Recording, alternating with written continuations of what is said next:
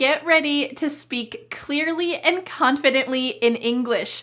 Today, you are going to immerse yourself in English so that you can speak confidently in your English conversations. Hi, I'm Vanessa from speakenglishwithvanessa.com. And like always, I have created a free PDF worksheet with all of today's important vocabulary, grammar, English concepts, and all the ideas that you need to speak clearly and confidently. Plus, at the bottom of the worksheet, you can answer Vanessa's challenge question so that you never forget what you've learned.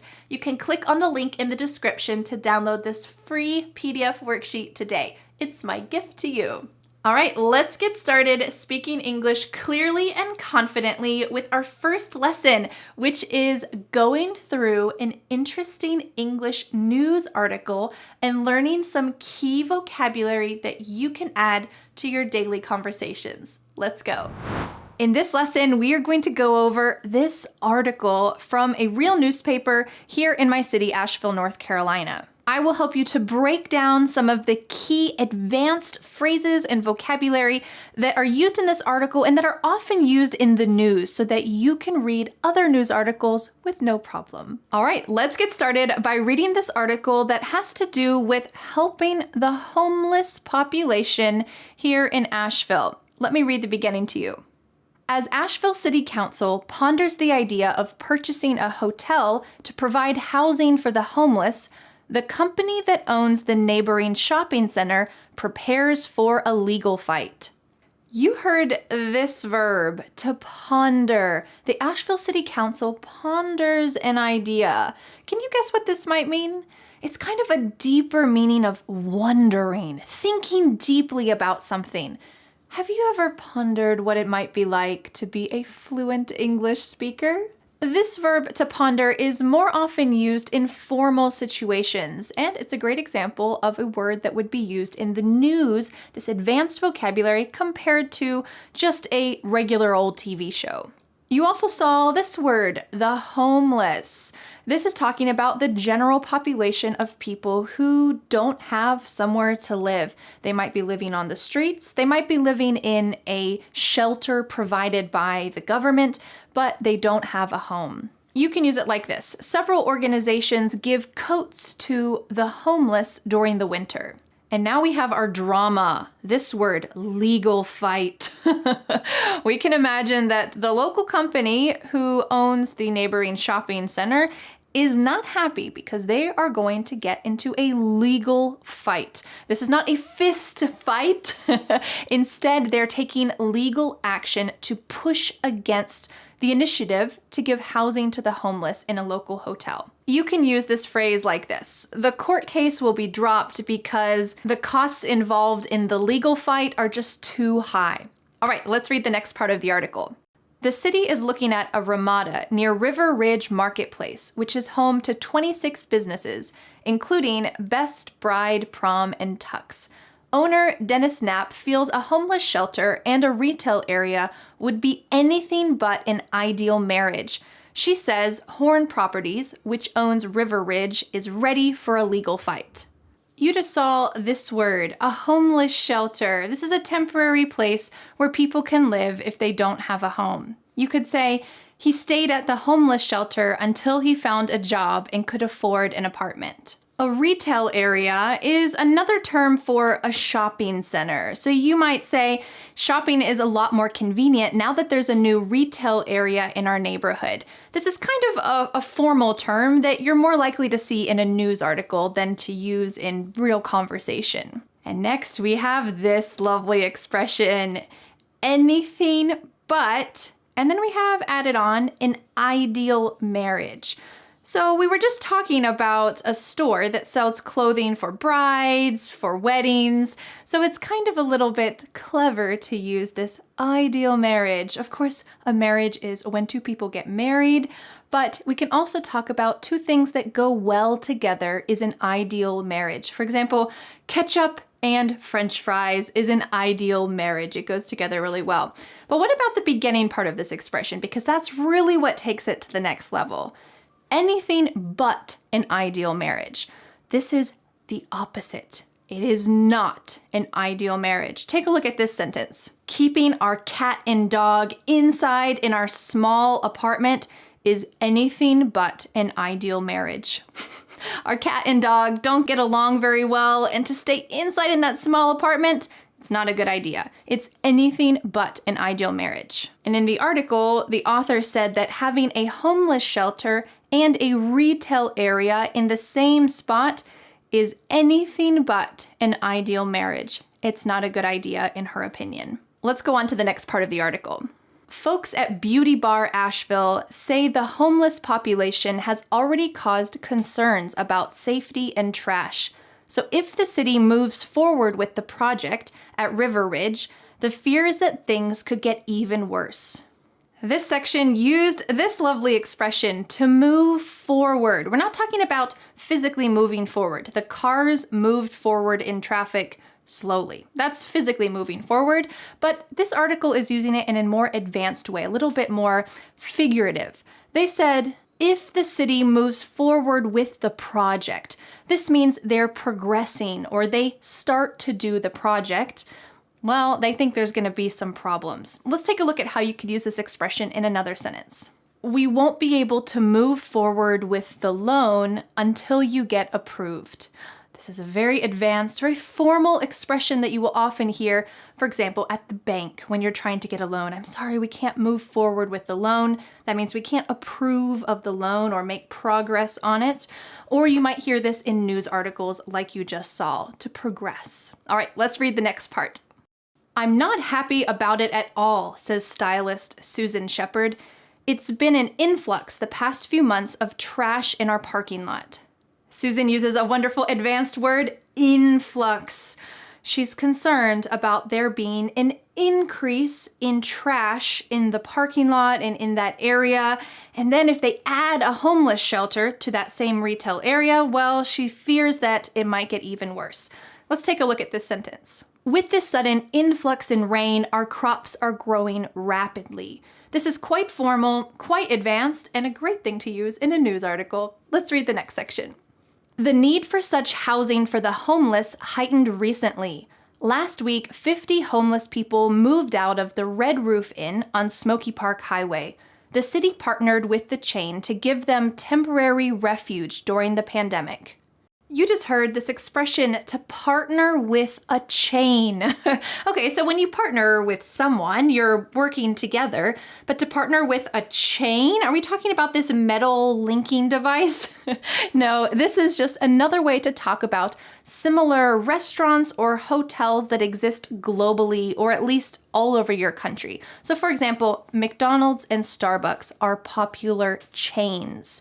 Or we could say they're popular chain restaurants, or Starbucks is a popular chain coffee shop. So let's use both of these expressions together. You could say, our local charity is partnering with the McDonald's down the street to raise some funds for their project. Okay, that means McDonald's is giving a percentage of their money from that day to the local charity. They're partnering together. All right, let's read the next part of the article. The nonprofit Homeward Bound will soon close on the purchase of the Days Inn to help address the need, but the executive director tells News 13 that space may not be available for residents until late 2022. The term nonprofit is used for a business or company that earns money for helping a social cause. They're legally a different type of business, and this business, Homeward Bound, helps homeless people to move forward with their lives, to use that expression, and to be able to not be homeless anymore. It helps them to have a job and find somewhere to live. You also heard this wonderful advanced expression, to close on something. Yes, you can close the door, but this is a little more metaphorical. For example, when we bought this house, we had to close on the house. It didn't mean that we closed the door. It meant that we had to sign a ton of papers to make it official. So you can close on a house, you can close on a purchase, you can use a sentence like this. After the inspections were complete, we closed on the purchase immediately. We were so excited to live there. All right, let's read the next part of the article. Folks we spoke to at River Ridge say the city's project would create more problems than it solves. We don't want that in our community. We don't want that in our backyard. I know that our city council doesn't want it in their backyard, Knapp said. Here's where it gets controversial. So the people who work in that retail area are saying this is not going to be good for business. And the people who are making this project, well, they're not the ones who have their business here. And if it came down to it, they would not want a homeless shelter by their business. They use a great term, in our backyard, in their backyard. In the US, this is the term that we use to talk about the land behind your house. Usually this is an area where you can play, you have a garden. This is the backyard. It's something very private and intimate. It's just for your family. It's your own property. But they were using this a little bit more figuratively. They were using it to mean the area close to their business, but it implies a certain level of intimacy or privacy. Like, this is our area, and you don't have our permission to create a homeless shelter here. It will actually cause more problems than it will solve. Quite controversial, very interesting. All right, let's read the next part of the article. It's hard to conduct a business and keep a good reputation when that's in your parking lot every day coming in, Shepard said. The sale of the Ramada property has not yet been finalized. We reached out to the city of Asheville for an interview about the matter, but the city declined our request. The businesses in this area are worried about keeping a good reputation or keeping up a good reputation. This means they want customers to feel comfortable and confident going to their businesses. But if there are homeless people all over the parking lot, maybe drug needles, these types of problems, then they're not going to go to those businesses. But what are those homeless people supposed to do? How can we really help them? Is this helping them? Is there another solution? It's quite controversial. Let's take a look at how we can use to keep up a good reputation. You might say, well, if that business owner keeps yelling at customers, he is not going to be able to keep up a good reputation, and his business might close. It's not a good idea to yell at your customers. Great work learning those key vocabulary phrases. Now let's level up our grammar skills. I want you to learn the modal verbs in English. What is a modal verb? Well, these verbs often break the rules in English, but they're used all the time. Well, you're about to learn about them. Let's go. So what in the world is a modal verb? Well, these are the most common, but be careful because in just a minute, I'll tell you two that Americans never use. May, might, must, can, will, should, would, and could. These are commonly used in American English conversations, but there are two that I've heard English learners use that Americans, I'm gonna say never. There's not often a never when it comes to language, but let's go with it, that Americans never use. And they are ought to and shall. Shall I cook dinner? I ought to cook dinner. Ugh. We never use these in American English, so if you would like to sound like an American, I recommend not using those verbs. But how can you use the others? Well, let's talk about the 3 important rules that you need to know. With regular verbs, you need to change the verb based on the subject. I eat, he eats. But with a modal verb, do not change the modal verb. So you can say, I should clean my room. Do not say, I shoulds or he shoulds clean his room. The modal verb always stays the same. I should clean my room. We should clean our room. He should clean his room.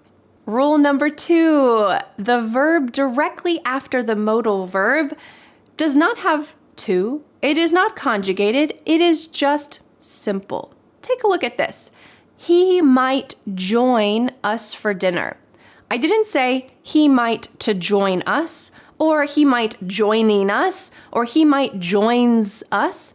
Nope, our modal verb, might, stays the same, and then the verb directly after that will also stay the same. Don't add to, don't add ing. Take a look at this one. I can help you with that. Can is the modal verb. And what's the verb directly after that? Help. I can help you with that. I've seen some of my English students say, I can to help you with that, or I can helping with that. But really that word help just needs to stay by itself, help. I can help you with that. And rule number 3 with modal verbs is when you form a question, we need to use inversion. What is inversion? Take a look at this.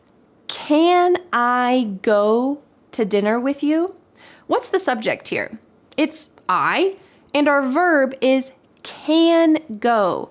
Do you see how we have switched the subject and the modal verb? The modal verb is going to come first. Can I go to dinner with you? Will we be late for the movie? Here our modal verb is will, and the subject is we, and then our extra verb is be. Will we be late for the movie? Should you be doing that? Here we have you is the subject, but what's the first word? It's the modal verb. So when we form a question, the subject and the verb are switched. Should you be doing that? Probably not. All right, before we go on to some common phrases that use modal verbs that I would love for you to be able to use in daily life, let's have a little quiz to see how much you know. I'm going to be saying a little story with a blank, and you need to choose which one is the best answer. Are you ready? I was going to drive my car to dinner, but I think it have a flat. I think it might have a flat. Or I think it might have a flat. I'll give you 3 seconds to think about this answer. 3, 2, 1. I was going to drive my car to dinner, but I think it might have a flat. That's rule number 1. We do not change the modal verb. Do not add s, just might. Let's continue with the quiz. Drive? Can you drive? You can drive? Which one is the best? Can you drive? This is rule number 3. We're using inversion. Put the modal verb first. Can you drive? I look at it later. I shall look at it later, or I should look at it later. Which one's the best in American English? I should look at it later. Remember, Americans don't use shall or ought to. If you agree to drive, you dinner. If you agree to drive, I will buy you dinner. If you agree to drive, I will to buy you dinner. Which one is the best? 3, 2, 1. If you agree to drive, I will buy you dinner. This is rule number 2. Do not add to with this verb. Just will buy. I will buy you dinner. For your movie ticket too, since I'll also need a drive home. I can pay for your movie ticket too, or I cans to pay for your movie ticket too. Which one feels the best? 3, 2, 1. I can pay for your movie ticket too. Remember, the modal verb does not change, so it stays can, and you don't need to with a modal verb. I can pay for your movie ticket. Well, how did you do? I hope you did well on that quiz because now it's time to take it to the next level. I'd like to introduce you to 6 common phrases that are fixed phrases in American English that you will hear people use in conversations and you can use as well, and they all include a modal verb. You may have heard of some of these before, or they may be new to you. Let's start with the first one. I think I can, I think I can, I think I can. This phrase is from this book, The Little Engine That Could, that almost every child in the whole US has read. And we often use this phrase when there's something difficult or tricky that you're trying to encourage yourself that, yes, I can do it. I think I can, I think I can, I think I can. And this repetition is what makes it from this book, because the little train is trying to go up the hill and it doesn't know if it can do it, but it's trying to encourage itself. I think I can, I think I can, I think I can. So you can use this as well. The next modal verb phrase is a fun one. Coulda, shoulda, woulda. What does this mean?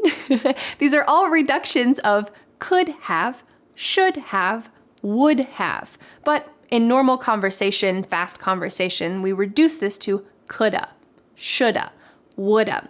We use this when we have done something that we regret, but we don't want to keep feeling this regret, so we dismiss it with this phrase. Let's imagine that you have a big exam and you just didn't study enough, you didn't sleep enough, and the exam does not go well. Well, after the exam, you could beat yourself up. You could feel really bad about this.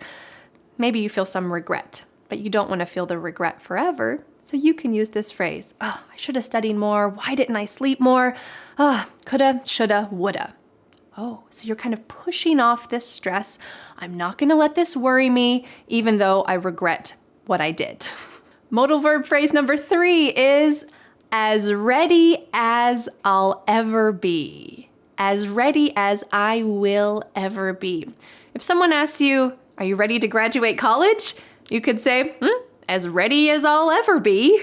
This means that you're prepared. You don't know if you're 100% ready, but you've done your best. So you could say, yeah, I'm as ready as I'll ever be. Great. Modal verb phrase number 4 is I should hope so.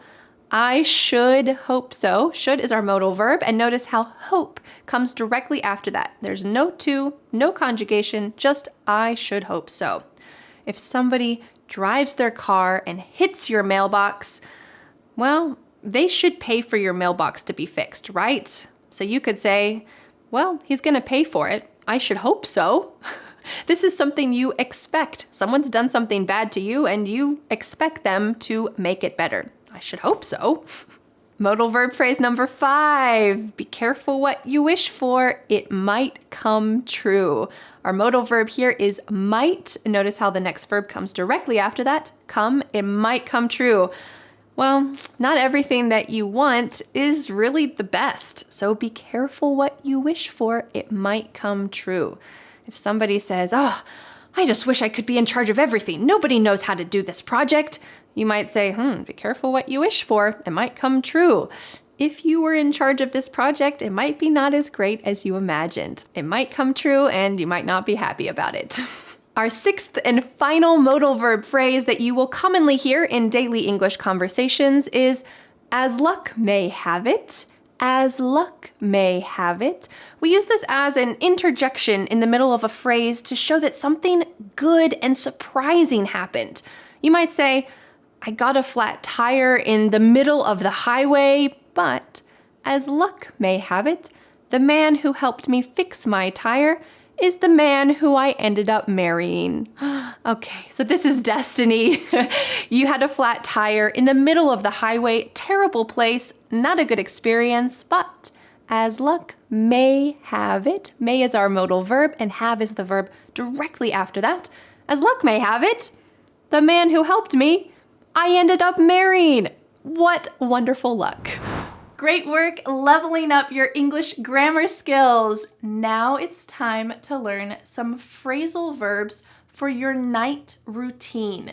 Maybe your night routine is very similar to mine. Maybe it's not. You're about to see my night routine and learn some key phrasal verbs to go along with it.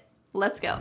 Before I can get ready for bed, I need to get my kids ready for bed. That includes taking a bath, reading a story, singing some songs, listening to some nighttime music, and I will tuck them in. Tuck them in. That means that I put the blanket around them and I make them feel all cozy and warm. I tuck them in. My youngest son, Freddie, sleeps in a crib still, and he loves to snuggle up with his animals. He likes to snuggle up with his animals. Some people call these stuffed animals, and some people call these stuffies. When I was growing up, I called them stuffed animals, so that's what I call them with my kids. He likes to snuggle up with his stuffed animals. I feel lucky that he usually dozes off really easily. I know this is not the case for most kids, so I feel incredibly lucky that he dozes off easily. And once he's asleep, I can go to the other room and start the rest of my nighttime routine, calming down my body and my mind. Let's go. I tidy up the kitchen. I tidy up the kitchen. I fill up my water bottle so I have water at bedtime. I fill up my water bottle. I turn on the RoboVac if we forgot to do it earlier. I turn on the RoboVac if we forgot to do it earlier. Thanks. Dan brews up some herbal tea because he's trying to cut out beer. Dan brews up some herbal tea because he's trying to cut out beer. Sometimes Dan will rub my head while we chat about the day. Sometimes Dan will rub my head while we chat about the day. Thanks, Dan. You're welcome. I lie down on the couch. I lie down on the couch and I read through an interesting book about Colorado. I read through an interesting book about Colorado. If my children make a noise in their bedrooms, I can check on them on the monitor to make sure they're okay. I can check on them on the monitor. Then I finish off my tea and get ready to head to bed. I finish off my tea and get ready to head to bed. Next, I tiptoe into the bedroom because my 2-year-old sleeps in his crib in my room. I tiptoe into the bedroom. In the bathroom, I wash off my makeup and I jump in the shower. I wash off my makeup and I jump in the shower. I'm not actually jumping into the shower, but this is a common term we use when we're talking about just doing something quickly, possibly without thinking. I'm gonna jump in the shower, I'll be back in a couple minutes. Jump in the shower. After my shower, I put on my pajamas. I put on my pajamas, which you can also call PJs. That's what I called it growing up, but you could say pajamas or PJs. And I throw today's clothes in the laundry basket. I throw today's clothes in the laundry basket. Or if I'm going to wear them again, I hang them up on a hanger. I hang them up on a hanger. Next, I brush my teeth. And I spit out the toothpaste. I brush my teeth and I spit out the toothpaste. I take a sip of water to wash out my mouth. I take a sip of water to wash out my mouth. I need to take care of my hair as well, so I brush through my hair. I brush through my hair, and because I'm wearing contacts, I take out my contacts. I take out my contacts. But if I were wearing my glasses, I would simply say, I take off my glasses. I take off my glasses because I don't need to wear them while I sleep. And just like that, it's time to go to bed. Let's go. I turn off the bathroom light before I get into bed. I turn off the bathroom light before I get into bed. I get into bed and curl up under the covers. I get into bed and curl up under the covers. Sometimes Dan will nod off first, sometimes I will. Sometimes Dan will nod off first, sometimes I will. Sometimes it takes me a while to drift off to sleep if my mind is really active. Sometimes it takes me a while to drift off to sleep if my mind is really active. But if it's been a long, tiring day, I pass out at bedtime. I pass out at bedtime. Now I'd like to share 4 bonus phrasal verbs about sleep that you can use in daily life. The first one is this. When I was younger, I liked to sleep over at my friend's house. To sleep over. I brought my sleeping bag, and sometimes we watched a movie. And bonus phrase number 2, we stayed up late at sleepovers. I wonder, are sleepovers for children or teenagers common in your country? I know in some countries this is absolutely not acceptable, but in the US it's pretty common that birthday parties will be sleepover parties, and all the kids will come and they'll bring their sleeping bags and they'll spend the night and watch a movie. They probably won't get much sleep because they'll be giggling and being silly all night, but it's part of American culture. Bonus expression number 3 is when I have a big decision to make, I like to sleep on it. To sleep on it. It here is the big decision. If I don't feel comfortable making a decision right away, I say, okay, I'm going to sleep on it, and in the morning, maybe I'll feel more certain about which one is the best thing to choose. So maybe for you, if you are about to move to a new country or take a new job, you might say, oh, this is such a big deal. I just need to sleep on it. I can't make a decision right now. This is, I think, a really wise thing to do and a beautiful phrasal verb. And bonus expression number 4 about sleep is sometimes if you've had a bad day, you just need to sleep it off. Sleep it off. And we can kind of imagine this feeling of like there's mud and dirtiness on you, and that's the stress and bad things that happen during the day. And when you sleep, it all just washes off of you. And in the morning, you feel fresh. If there's going to be no solution to the problems that night, you say, I just need to sleep it off. And in the morning, you'll feel fresh and renewed.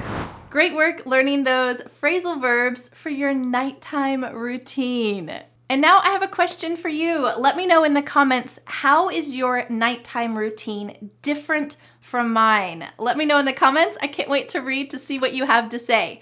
And don't forget to download the free PDF worksheet for today's lesson. It is 13 pages long. Yes, that's right. It includes all of today's key vocabulary, verbs, phrasal verbs, sample sentences, and you can answer Vanessa's challenge question at the bottom of the worksheet so that you never forget today's wonderful lesson. You can click on the link in the description to download this free PDF worksheet today. 13-page PDF, I might say. You can click on the link in the description. It's my gift to you. Well, thank you so much for learning English with me, and I'll see you again next Friday for a new lesson here on my YouTube channel. Bye! But wait, do you want more? I recommend watching this video next, where you will continue to learn how to speak clearly and confidently. And in this lesson, you will actually get the opportunity to speak with me. That's right.